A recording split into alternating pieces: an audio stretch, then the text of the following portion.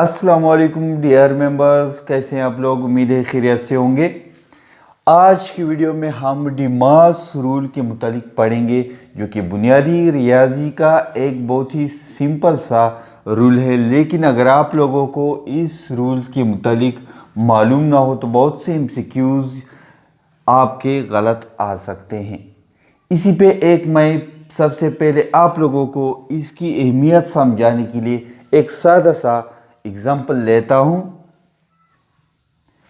एक सादा सा एग्जाम्पल है, बोथ साइड पे सेम ही है। इसमें दो ऑपरेशंस है हमारे पास, एक एडिशन या जमा और दूसरा मल्टीप्लिकेशन या ज़रब। इस साइड पे भी यही ऑपरेशन, यही सेम नंबर हमने लिए हैं। आप लोगों को सिर्फ डिमास रूल का जो इम्पोर्टेंस है वो आपको समझाने की कोशिश मैं कर रहा हूँ। तो सबसे पहले इस साइड पे आते हैं और हम जैसे जनरली लेते हैं कि हमें लेफ़्ट से राइट साइड की तरफ इसको सॉल्व करने की कोशिश करते हैं। तो सबसे पहले जो ऑपरेशन है वो एडिशन है। हम एडिशन करते हैं, 2 + 4 = 6, इसके बाद मल्टीप्लाई बाई 3 यानी 6 × 3, और इसके बाद 6 × 3 से हमारे पास जो जवाब आएगा वो 18। यानी इस साइड पे हमारा आंसर जो है वो हो गया 18। दूसरे साइड पे चलते हैं और इसी सेम ही ऑपरेशंस को सेम ही नंबर्स में राइट से लेफ्ट साइड की तरफ सॉल्व करने की कोशिश करते हैं। तो सबसे पहले यहाँ पे मल्टीप्लिकेशन है, तो मल्टीप्लिकेशन करते हैं। तो 2 + 4 × 3 से हमारे पास क्या आता है 12। इसके बाद 12 + 2 से हमारे पास आता है 14। तो अब सवाल ये पैदा होता है कि दोनों साइड पे सेम ही ऑपरेशन थे, लेकिन तरतीब की फ़र्क की वजह से मेरे पास दो मुख्तलिफ जवाब आए, एक साइड पे 18 और एक साइड पे 14। तो सही आंसर कौन सा है, 18 या 14? तो इस मसले को हम डिमास रूल के ज़रिए से सॉल्व करते हैं कि कौन सा आंसर हमारे पास सही आया है। तो 14 का जो आंसर है, यानी ये तरतीब जो हमने किया है, सबसे पहले हमने मल्टीप्लिकेशन किया, इसके बाद हमने एडिशन किया, तो ये तरतीब सही है ऑपरेशंस की, और इसके वजह से जो जवाब आया है हमारे पास 14, वो सही जवाब है। तो सिर्फ तरतीब के फ़र्क की वजह से आप लोगों का जवाब जो है वो गलत आ जाता है, और हम फिर बाद में जब आंसर कीज़ चेक कर रहे होते हैं तो हमें मालूम नहीं होता कि ये हमारा जवाब जो है ये गलत क्यों आया है। तो ये सिर्फ डिमास रूल को न जानने की वजह से आपका आंसर गलत आया है। तो चलते हैं, डिमास रूल को तरतीब से इंतहाई तफसील से समझने की कोशिश करते हैं। डिमास रूल में सबसे पहले ये एक किस्म की एब्रीविएशन है हमारे पास, ये मुखफ़फ़ अल्फाज है। सबसे पहले हमारे पास डी है, तो डी से मुराद डिवीज़न है। इसके बाद एम है, एम से मुराद मल्टीप्लिकेशन।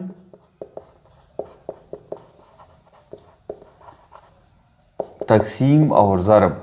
इसके बाद ए है, ए से मुराद एडिशन यानी जमा, और इसके बाद हमारे पास एस है, एस से मुराद सब्ट्रैक्शन या मनफी।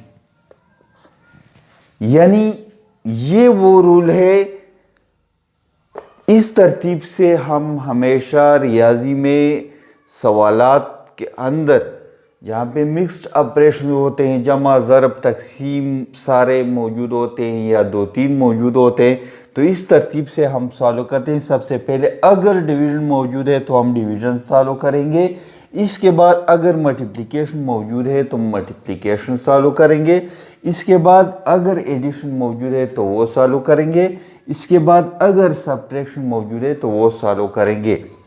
तो अगर इनमें से कोई भी ऑपरेशन मिस है, मतलब मौजूद नहीं है, फॉर एग्जांपल यहाँ पे मल्टीप्लिकेशन मौजूद है, तो उसको छोड़कर हम आगे दूसरे ऑपरेशन की तरफ बढ़ेंगे, लेकिन इसी तरतीब के साथ, तभी आपका आंसर जो है वो सही आएगा। इस पे कुछ एग्जांपल्स हम मज़ीद करते हैं ताकि आप लोगों का ये कंसेप्ट जो है ये मज़ीद क्लियर हो जाए। और जब भी एमसीक्यूज़ आप लोगों के सामने इस पे एमसीक्यूज़ आते हैं, सिर्फ आप लोगों को चेक करने के लिए कि डिमास रूल आप लोगों ने सीखा हुआ है या नहीं।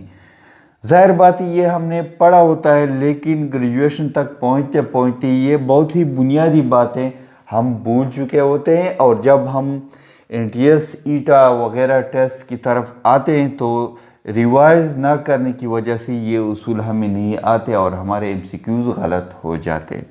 तो इस पे हम एग्जांपल करते हैं कुछ। सबसे पहला एग्जांपल है हमारे पास 5 + 0 ज़रब 3 + 12 तक़सीम 3 - 3। एक मिक्स्ड ऑपरेशन है, इसमें जमा 2 बार आया है और ज़रब तक़सीम मनफी भी इसमें आया है। एक बात और नोट कर लें, जो ऑपरेशन एक साथ दो तीन जगहों पे आए हो तो जब इसकी बारी आएगी तो आपने ये सब एक साथ ही सॉल्व करना है। तो डिमास रूल के मुताबिक सबसे पहले हमने क्या करना है, सबसे पहले हमने डिवीज़न करना है। डिवीज़न यहाँ पे मौजूद है, इसको पिक कर लें और डिवीज़न कर लें तो 12 तक़सीम 3 से हमारे पास 4 ज़रब 3 12 आता है। तो आंसर आपका क्या आ गया, यहाँ से 4। तो 5 + 0 ज़रब 3 जमा इससे आंसर आ गया आपके पास 4 - 3। यहाँ जो रहता है वो पुट कर लें। इसके बाद हमारे पास डिमास रूल के मुताबिक मल्टीप्लिकेशन है। तो मल्टीप्लिकेशन में हमारे पास यहाँ पे ये ऑपरेशन मौजूद है, इसको हम सॉल्व करेंगे। तो 5 = 0 ज़रब 3 से 0 जमा 4 - 3 आता है।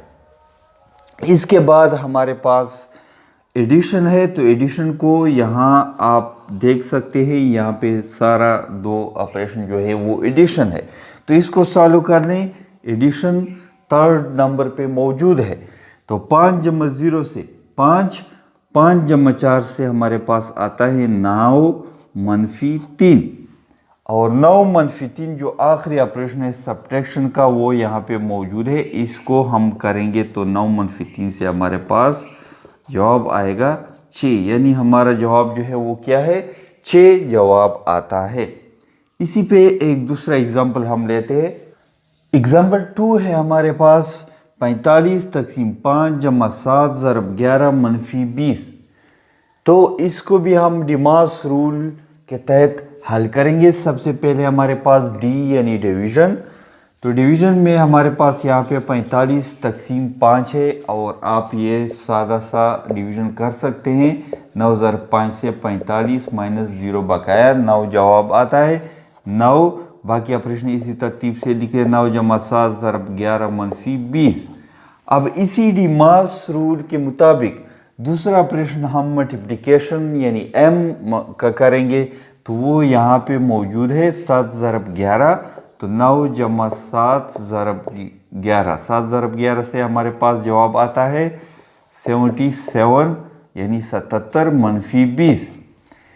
इसी डिमास रूल के तहत तीसरा जो ऑपरेशन है वो हम एडिशन यानी जमा का करेंगे। तो 9 से हमारे पास क्या आता है, हमारे पास 86 आता है -20। और इसी डिमास रूल के तहत सबसे आखिरी जो ऑपरेशन है वो सब्ट्रैक्शन का है।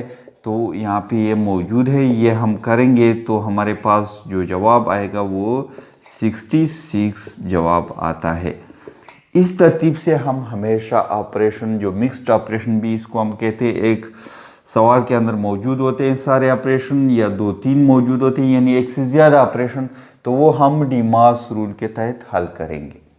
ये था एक सिंपल सा रियाजी का उसूल जिसे हम डिमास रूल के नाम से जानते हैं।